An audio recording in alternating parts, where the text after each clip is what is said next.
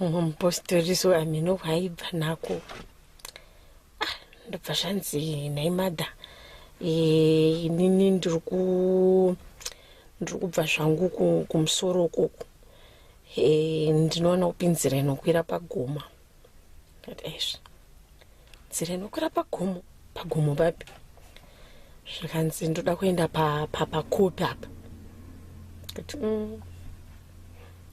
saka imi munongoya panapa mundibvunza kuti ndiri kutsvaga nzira inoenda pagomo. Ndakatozvimirira zvangu mustreet munhu utondibvunza kuti hanzi ndiri kutsvaga nzira inoenda pagomo ndiri kutengesa zvangu ndichitengesa zvangu mustreet wangu ndiri kutsvaga nzira inoenda pagomo apa. Saka inini ndakutobhadharwa kaini kutotsvaga vanhu vanenge vachitongoti ndiri kuenda kwakati vanoenda Clearbank vanoenda kugomo rekopi vanoenda kwakati.